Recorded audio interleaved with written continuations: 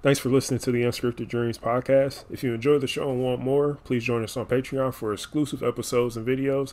If you're looking for episode clips, please check out our YouTube page at the Unscripted Dreams podcast. Enjoy the show. Let's do it. Hold on, I gotta get my mic right, man. Hold on. Hey. As we know, life is full of surprises, both good and bad, and the day-to-day journey is full of unforeseen obstacles, and sometimes it's hard to see our way through. Beyond the norm and mundane, or where unscripted dreams live, join us for thought-provoking discussions and interviews that help us navigate through the fog and create our own path. We are the Unscripted Dream Podcast, operating outside the margins to inspire and motivate our audience. So, today's episode is Group Think. I know. People are like, what the heck is group think? I'm going to give you a definition.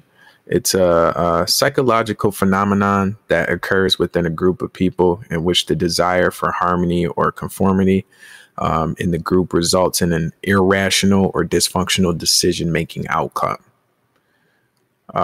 Would you agree with that, Marcus? Yeah, it's pretty much really just results in, decisions that are irrational and be potentially dangerous. These are actions that are essentially taking place without the use of critical thinking. So if we can give you an example, I don't know if you guys are familiar with Charles Manson and how he had a cult. Maybe that's a little bit of a stretch, but outside looking in to your average person, with the cult that he started up during his reign, a lot of people thought the things that were going on with that cult and their beliefs and how they did certain things was just totally irrational. But, with you actually being inside that cult, you can't really see that what the outsiders are saying because you're only surrounded or captivated by the people, the influencers. And, he was primary influencer, but he had other people that thought along his lines of the way he was thinking. And, the rest is history. But the quick definition example is like when you think of group think of like a cult kind of. And it's not always in a form of a cult, but I think that that's probably one of the easier ways to grasp this concept. Well, that's kind of an extreme example, Joe, I think. You got to be extreme sometimes. That's another level of manipulation and psychological warfare right there. But, as we go on through this episode, we might find that we are not too far off from that. It starts with group thinking. So the thing about, group think is this, in my opinion, it's become a bit more prevalent in our society. I've really witnessed on my end a lack of capacity to have real conversations. Yep. A lack of capacity to hear something that you disagree with and still be able to be on good terms with people. I remember I was at the dentist at some point or something. They had CNN or Fox or something on TV, and the hygienist that was working with me, she was telling me how like all these people who are so tied up in like the election and all that stuff and things like that. She said she's like had like several conversations of, people who have like fallen out with their families and their friends because they just can't agree on certain things or whatever candidate. Whatever, they can't agree on those things. And I think it's a lot of that is more so a result of certain actors in the media and people not understanding the playbook. But it's when you consume something to a point to where you just take it at face value. I think that's extremely dangerous, and you should, when you see something, you should like check it out and look for I mean, we just talked about that in the episode we did, the last episode we did for Patreon. We kind of talked about that, and I think that's really like one of the things is that, I mean, people have been so kind of like you have to pick a side. Like you have to pick a side, and that's it. You can't be in between. You can't be on the outside. You have to be one or the other. And when we get into these thinking patterns like that and that group thinking, you start to really like try to go with the flow. And then there's people that they won't even rock with you if you think a certain way or you even agree with, this person or that person or this idea. And it's I think it's getting to the point where people who are caught up in that, they really lack, you really lack the ability to come to any conclusions for yourself because somebody else is giving you the conclusion and you're just agreeing with it. You're not even making a decision for yourself to even consider or go through the process to even consider the validity of an argument in that nature, if that makes sense. What are your thoughts, Joe? I agree. We can even dumb it down a little bit for people that may not be following quite exactly what you're saying here. Think about the lifelong, I call it the lifelong, but this has been going on for almost 2 decades now. The battle between iPhones and Androids. Let's bring it to something more of a relevant topic, like something that's really simple that people can understand. Like, think about how many people don't want to deal with people that got Android phones because the functionality of your phone on an iPhone. It sounds utterly ridiculous to me, but it's everything to some people. Oh, you don't have an iPhone? Oh, I can't talk to you. I'm like, get away from me with that. Like, get away from me with that. I mean, man, Joe, that's a good example. Kind of like Xbox. I mean, Microsoft, placed in Sony PlayStation, too. Like some people are kind of like that. But let me tell you how annoyed I am with that. I don't know, but that Android Apple thing, like, and people just looking at you crazy because you got an Android, they treat you like something's wrong with you. I'm like, something's wrong with you for caring so much. All right, don't be mad because I can't see what you're saying to me and things like that. Like, it was built like that on purpose. Anyway, to be difficult. I think Apple products are difficult for no reason. I have some, but I think they go out their way to make them special. You want to know what's the craziest part about Apple products? What's that? Samsung is the one that builds the hardware for them. So I would laugh every time someone shames Androids when Samsung is the one that's putting all the hardware into it for your phone to work. See, look at that. We can all eat. And we got to be, like, that's what I'm saying. But yeah, can't we all just get along, man? Come on, man. But I think that's a real good example. We create these groups, these like it's us versus them. And I think that who's ever behind pushing the narrative of us versus them has done an amazing job. I mean, I gotta give them an A+. If I saw him, I'd be like, you've done an amazing job of really getting a percentage of the population to like really just be against a group to be against another group. And like I think we got to the point now where we've created so many subsets in society, so many subgroups. It's like, man, like what are we doing? Like there's enough, like how many groups can you create? Like, I mean, like right now, Joe and I, you can't see us, but we're wearing glasses. But then there's like, oh, Joe's glasses, they're tinted different. I got like a blue tint and gold frames. Joe got like black frames and some sort of different tint. So now we're like tint club, blue tint versus whatever tint this is Joe has. And it's like, man, we're both wearing glasses. Clearly our vision ain't what it needs to be. Not 2020 if we're wearing glasses. Like we have, there's a commonality there. And I think we've taken we've taken a lot of the things that we share in common, and we found someone has masterfully found a way to take the things that we have in common and break them down into these subsets, these subgroups that end up dividing people. You know, a group of people, I mean, well, talking humans, people that are already divided as is on like by default already. So it's, and when you see it like that, and I think when you're able to break it down like that, you realize like I see a lot of this stuff. And I'm not going to go into like too much of detail on this, but like people get all worked up about, you know, who's dating who and all these people that they're dating. This is what I say to anybody who wants to ask me, do you care about this person dating this person? I'm going to tell you in response, people date people, period. That's it. And if you can't agree with that, stay away from me. Because that's logical right there. And that's the thing is that if people could just agree, which is something that makes it makes sense. People date people in the story. Let it go. Let's move on and let's focus on something else that actually like really makes a difference.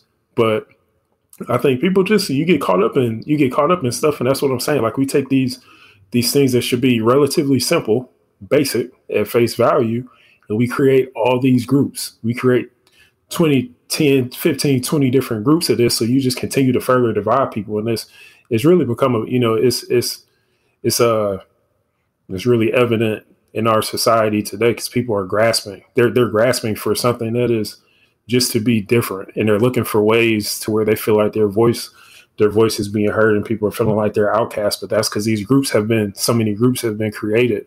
And by creating so many groups, I mean, it's just it further divides people. And I think that's one of the problems that, we deal with. And I think that's probably one of the results of groupthink is that, people think, look, you see a story on TV and you think that it's true, or you see this one isolated incident, but you can show an isolated incident on TV to millions of people. And it makes something very rare feel like it's commonplace. And that's the thing. Yeah, man. I'm gonna add some more to that. I'm gonna sprinkle some seasoning on what you just said there. And a common thing where group thinking comes into play with that is the commonality.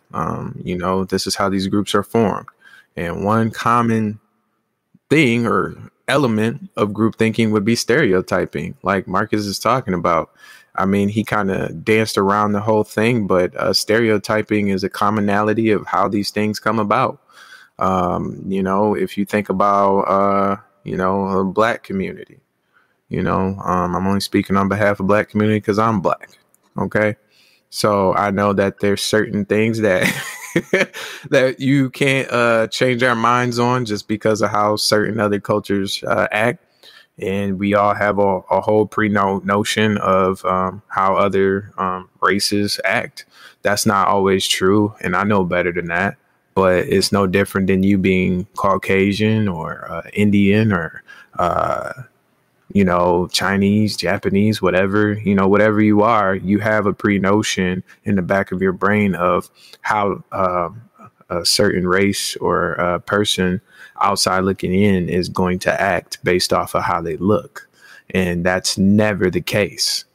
It just so happens that maybe that was the move at the time, or maybe that was a movement and it just stuck and it just didn't shake because there's people stuck in that. But, there's great people in between all of that. So, it's on you to figure that out and know the difference. But when your mind is clouded and you're around the same people that think alike in that capacity, you don't know what's what. It's just like a talking parrot or like a broken record.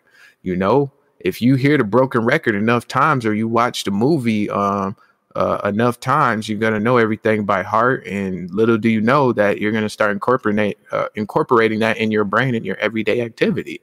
It's all about substance, right? At that point.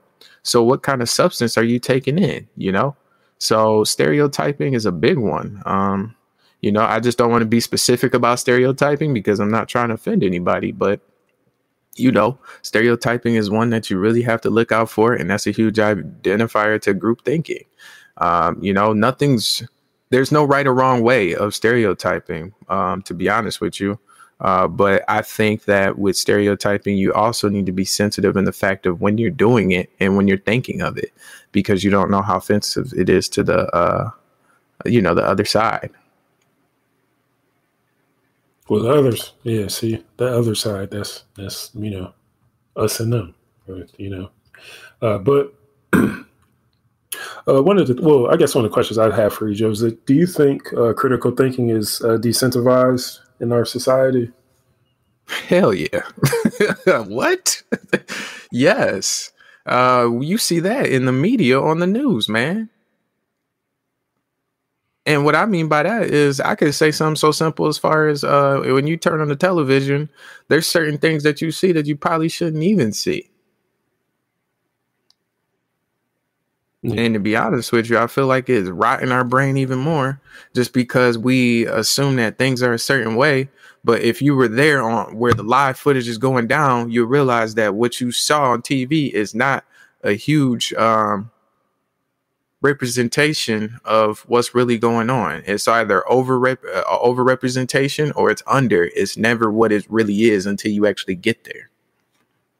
Yep. That's what I tell people, like living where I live by the beach. Like it's one of those things, like just with the media, like being here, like in the hurricane zone, and then you have people are contacting me. They're looking at the news, and they're like, "Yeah, it's coming your way. You got to get out of there." I'm like, "This thing is in the middle of the ocean still. The weather is clear here. There's nothing going on." I remember in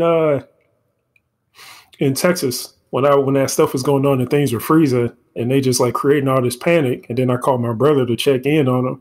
And he like, yeah, man, we're all right. It's just like some things going on, like some rolling blackouts and stuff. But then if you watch the news, bro, it's like terrifying. But I'm talking to my brother. He's like, yeah, man, power cuts on and off like every hour. I said, oh, you guys will be okay. It's like it's uncomfortable, but it's not the picture that's being portrayed on TV.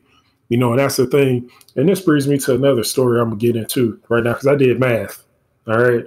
So I'm going to go to one of my favorite places in the world, which is Twitter, the toilet bowl.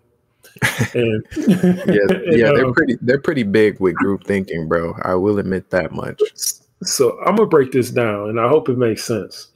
So, Joe, how many times have you watched a story and you've seen something in the news and it says, oh, people on Twitter have said something inflammatory. There's somebody that's a hashtag that's trending or something on Twitter, and it's showing that there's significance in that is a social sentiment on that platform. How often do you see that? You see it a lot. Okay. All right. So for this example, I'm only going to use statistics for the United States, just to make it easier. It's easier for me to do. But based on information, and I got this information from the actual Twitter shareholder letter, and I got it from another site of Statista, I believe. But so right now I guess they separate. So Twitter separates their users into if they're able to monetize some of their users. But I mean, bottom line, I mean, there are 69.3 million users in the US that use Twitter, active users. That's People a that lot. are using it. Right. Now, this is America. This is the United States, right? So the United States population is 332 million. There's 69.3 million people that use Twitter. All right. So that's a percentage. Okay. So that's 21% of the U.S. population that, have a Twitter account that are using it. 21%. So there's 79% of American citizens that aren't on this platform at all. And I'm one person that actually has a profile and I don't even go on there. So I know I'm representative of a percentage of that percentage. But 21% of the U.S. population uses Twitter. Of those groups, the age group of 13 to 24 compromises 23% of those users. The age group of 25 to 34 compromises 38.5% of those users. The age group of 35 through 49 is 20.7% of the users, and people over 50, 17.1% of those users. So that just gives you a good idea of who's really using it and where most of this stuff is coming from. So keep in mind, 79% of the U.S. population is not on Twitter. So, and then another statistic that I found is that 90% of tweets that originate from the U.S. are from 10% of their users. So 92% of the content and the things that are tweeted comes from 10% of the users in America, in the United States. So that number, when I break that down to what that actually is that when you see a news story that says there's social sentiment on Twitter, and it says that it makes it seem like it's this major thing, like there's so many people on Twitter and so many of these people must feel this way. Of that percentage of people, that like 10% is 5.5 million people. That's less than 2% of the U.S. population. So you tell me that a media platform decides to create a story, to write a story, and makes this social sentiment seem like it holds greater weight than it is when you're pulling the opinion of less than 2% of the American population, of the United States population. So and that's just statistics. That's just looking at the numbers. So when we get into groupthink, so then you'll watch that and you'll think like, oh, there's a bunch of people that feel that way. No, somebody put it out for you to think that way. If you took the time to look at the numbers, you would see that it's not as reflective of what most people are thinking or what most people care to, to share and put out there. So, I mean, these are things that people think of, like these are things that people need to think about. And then people, I think that it's also important that you take time to, when you see a chart or you see some data presented on TV, you need to look at that. There's times that I see data and then I try to go find the chart. I can't find it. So I'll watch a news story that day. I'll be like, let me go see if I can find this chart. I can't find the chart. If that chart is that new, if it's that fresh, I should be able to find that thing immediately because it's new. So these are things that we have to ask ourselves and things that we need to look into. So what I'm hearing from you correctly is there's a lot of misinformity there. Actually, I'm glad you spoke on this. I know I say this statement a lot, but really this guy has a very similar train of thought that I do in a lot of ways. I was actually on Twitter last night and I almost had a breakdown. Not like a huge breakdown, but like a breakdown. And what I mean by that is they said the rapper Biz Markie has passed away, right? And people don't understand that during my adolescence and growing up, I used to listen to his music for motivation and not only clarity for me understanding of what I'm going through or what I'm experiencing. He had gems in his music. But he passed away according to Twitter. So I wake up the next morning and I realized that he didn't pass away and the information was false. So what Marcus is talking about makes a whole lot of sense. Like there's so many things where people will say things and it just takes heat, takes wave, then everyone's talking about it. And then when someone actually does a fact check or try to debunk it, then it will get addressed. A situation like that, there's no choice. It's going to get debunked, blah, blah, blah. You're killing off a celebrity. So, of course, people are going to look into it. But think about all the information that goes on there unmonitored. People don't fact check. They just take it for what it is. Think about that. That could screw a lot of people up mentally. That could jack up a lot of people's jobs, life choices, everything, man. So just think about that and how serious that is. That's nothing but a waiting pool full of group think categories. You really could pick a multitude of teams on different situations. And that's really what Twitter, Facebook, Instagram is in their own rights. So just think about how powerful that is to your train of thought when you're interacting with these type of things. Fact check, man. And fact check the fact checkers. All right. It's pretty easy to identify what fact checkers are paid off. All right. It's pretty easy. And at least, they're compromised. Like the one thing, like if you listen to NPR, is that radio, they always say whenever they do a story on Facebook, they'll let you know like Facebook is one of their I mean, they get money. They pretty much get paid through Facebook sometimes. So they let you know that. At least they tell you that. So you know that some of the things that they're going to report on, they're going to be skewed in the favor of Facebook. I mean, you won't bite the hand that feeds you. So, you know, at least they let you know that. But some of these like fact checkers, you go in and you can check and you'll see like it's glaringly obvious, you know, that there's, you know, some agenda or, you know, there's allegiance to, I mean, whatever. I mean, you know, whoever you are, you know, in allegiance with, I guess is the way I'll say it.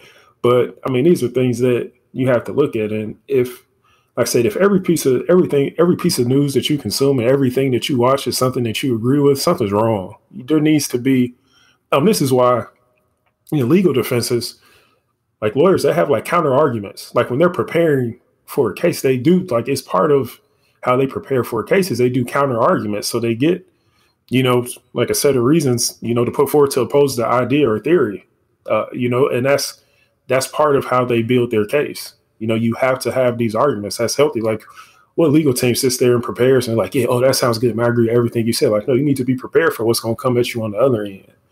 You need to listen to that. And that's why that's part of it. You know, that's just part of that whole process, you know, and those are things that, you know, we can't ignore. And a good example of like groupthink, if you ever watch South Park and you see like they took their jobs and then the other person goes and says it, then they just repeat.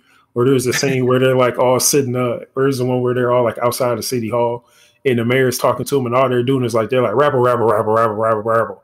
They're not saying anything. They're all just together saying rabble, rabble, rabble, rabble, rabble, rabble. They're not saying anything.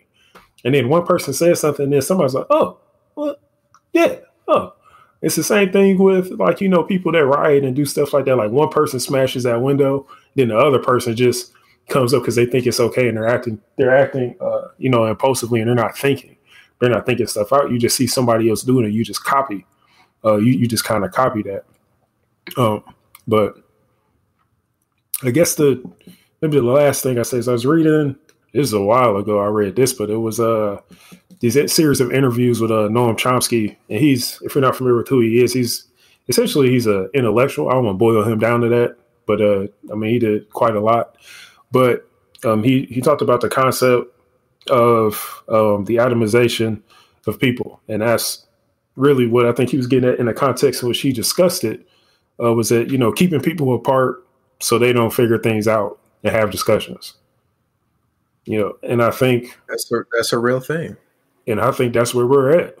I think that's where we're at is that, you know, people are so, I mean, I think our society is turning to the place where, you know, we're so divided on things that we can't even have discussions. Like you can't even have a logical discussion with somebody. And it's really, I think in some ways it's discouraging, but I mean, I think that there's a good group of people out there who understand that. I mean, perhaps there's an effort in that. And I mean, you got to think about like if a lot of this stuff, this like surface level stuff wasn't here, like what would we be focused on? What would we, you know, be able to take a look at and focus more on? Because I can go through. I wish I could pull up Twitter. I mean, let me pull up Twitter right now, and I just want to see. I just want to see what's trending right now, and let's see how high value some of this stuff is. Yeah, go ahead and pull that thing up. Let's see. Pull that bad boy up. How do I find? Okay. All right. Well, we got Trump on here, charged with tax crimes. Boss Baby in theaters at 112. Puerto Rican man named world's oldest living person. Krispy Kreme goes public. And a reporter is leaving a platform or something after some sort of, so we got Prince Harry in here, AMC, some other stuff, Gucci Master or something, sound like some crypto stuff. So when you heard all those things, how much of that stuff is relevant to your life and what you have going on? And I think that was maybe some of the more mild stuff, because I get on there, it's always nonsense. It's always something. It's very mid. But think about, the real value of some of that stuff. And usually if something's trending on Twitter, it's usually like some low value. It's usually like when you see those stories like social sentiment on a platform like that, Twitter stuff, that's low hanging fruit because it's easy. It's easy. It's easy to find. It's easy to print a story, make a story, and create something on that. So it's something that, I think we need to, just, when we see something, at least ask ourselves a question like, is this 100%? Like, can I do some research on it? Things like that. Because sometimes I see stuff and I'm like, I can only research this so much. Everything else for me at a certain point, bro, it's out there in the ether. I'll never be able to figure it out. And that's why you go to the damn comments. All right. I don't know how many times I've done this, and I will forever do it because the comments is what makes the tweets. Comments. This applies to YouTube as well, and Instagram sometimes too. The comments is where the real content lies. People that are disgruntled will let you know in the comments. People that are funny but truthful, they'll let you know in the comments. So when you see that stuff and there's a lot of comments under it, make sure you read all those comments thoroughly, because 9 times out of 10, they will say their piece and make it make sense, or even better yet, they will provide a link to debunk whatever that is.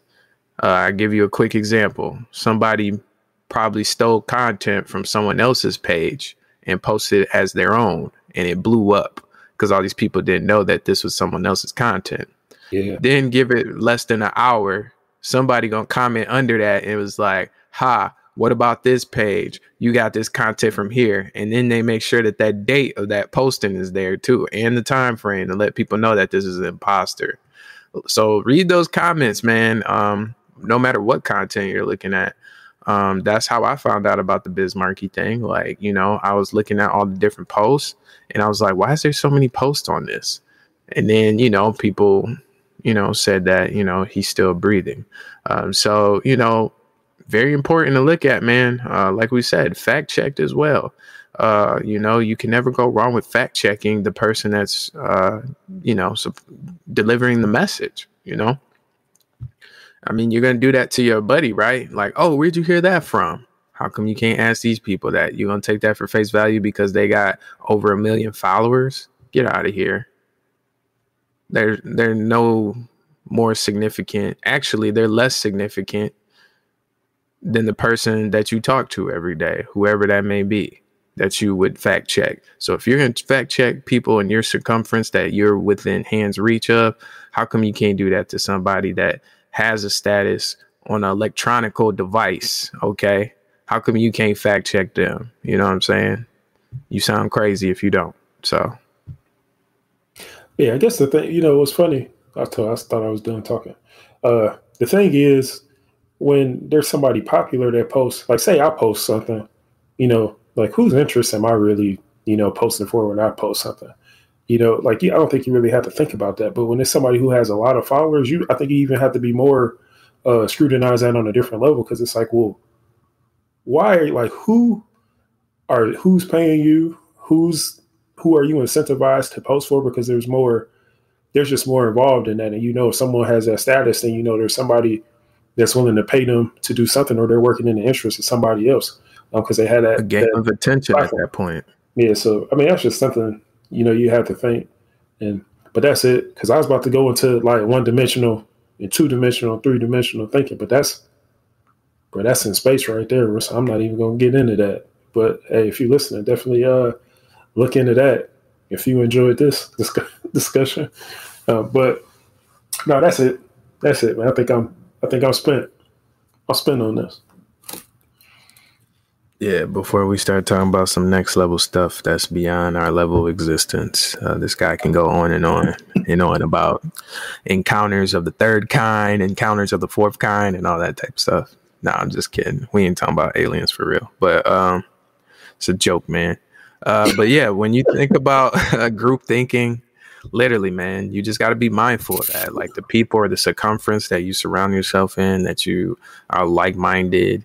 You know what I'm saying? Sometimes you need to really get out of yourself. Okay. Like you really have to think outside of the box to really grasp the concept of what y'all really talking about sometimes. And I mean, do this on like very sensitive, like subjects, like stuff that drives you emotionally. I say that you should definitely try to think outside the box, because sometimes those motions can really blind you for what's really going on. And it's very hard to do, but I would hate for you to make a mistake based off of emotions and a bunch of people rile you up because they feel the same way you do. And then 10 years later, you realize like, shit, that ain't the move no more. I give you a perfect example. Think about how the LGBTQ community is now today in this world, right? The same methodology that we had, maybe 15 years ago, 20 years ago, Marcus, was not the same as today. We were way less accepting. And it all comes from group thinking. Like, do we really, what it really comes down to is, do we really care someone's sexual orientation? Like, does it really matter? Like, it's not our body. You know what I'm saying? We got nothing to do with that. So I'm just giving you a quick example of like how your level of thinking, how strongly your emotions are about certain things based on how you were raised, can really impact a whole community and make things worse when it could be way better, especially when it's something that doesn't readily involve you.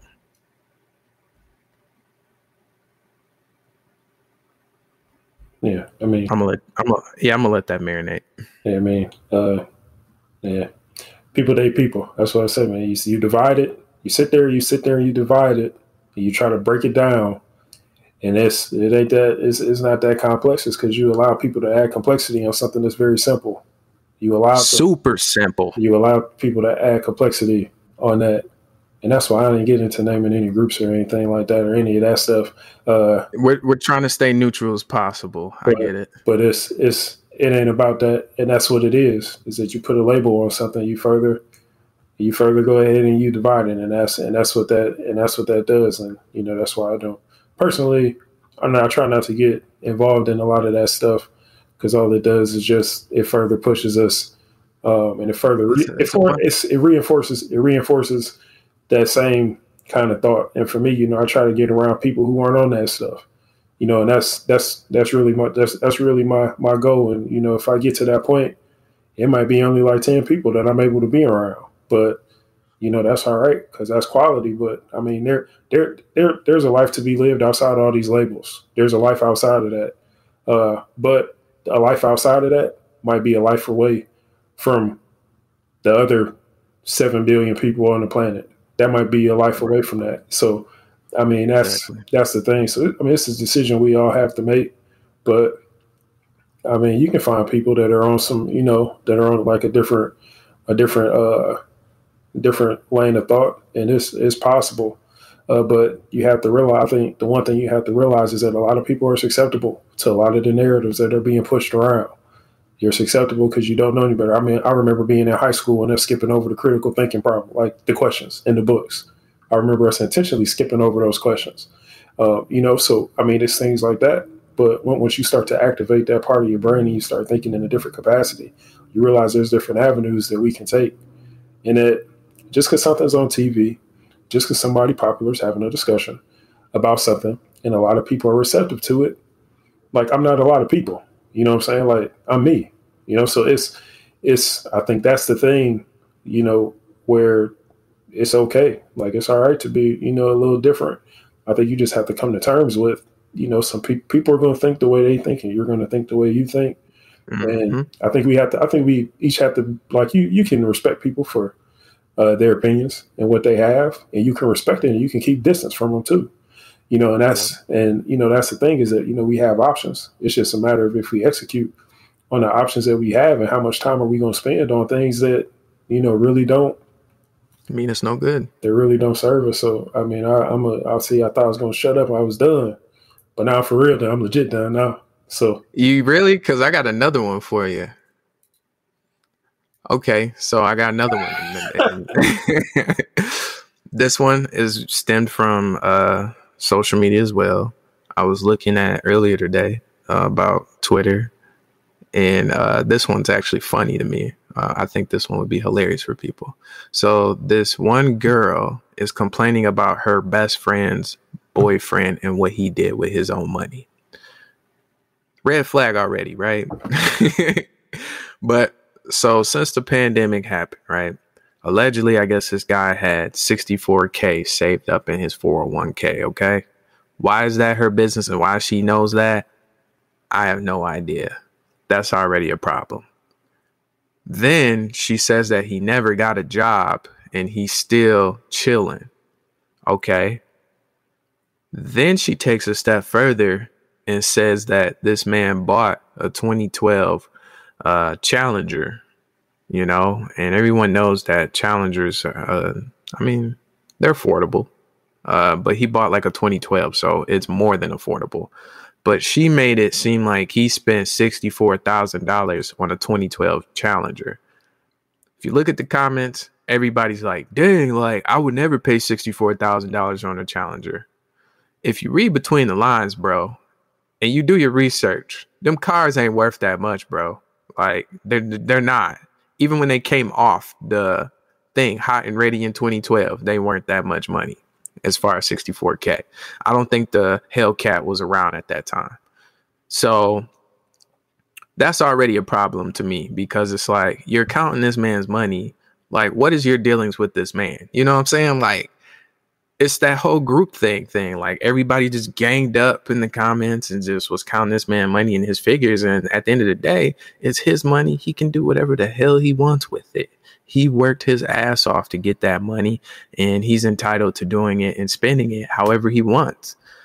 Fortunately, you need to get out your feelings and let this man do him the best way he can. That was a stressful year. 2020 was a stressful year, and 2021 is a stressful year for some people still. Like, there's no way around it. So let this man live his life. But I mean, that's a whole nother thing right there, a whole nother think piece where, you know, you got a whole bunch of people that's dipping and dapping and don't know the flavor of the Kool-Aid.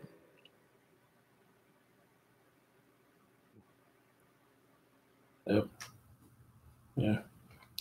Social media, where the thoughts that are supposed to die in your head go out into the world. So that's what you get dealing with that stuff. Wasting my time. Really wasting my time. Hey, good for business. Hey, I always say, though, good for business. Not good for people on an individual level. And I agree with that. But I'm done, Joe, man. Hey, if you want to keep talking to the people, man, go ahead. I'll sit here and listen. I'll be a spectator. Nah, man, I'm good moonwalking on the mic today, man. So I'm straight, bro. All right. But anyways, man, yeah, I appreciate y'all listening. I hope y'all got some food for thought, something to laugh about, something to smile about. Whether you think we crazy, silly, whatever, man. Or maybe even if you angry at us because we're right and you're wrong. So what?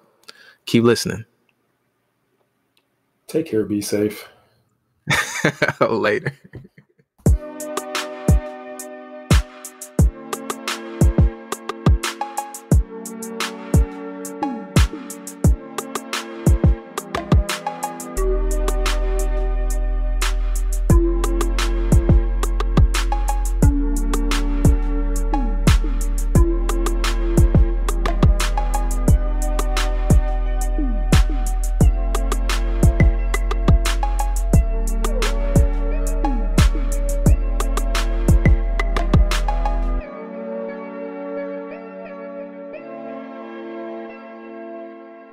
Gapstone.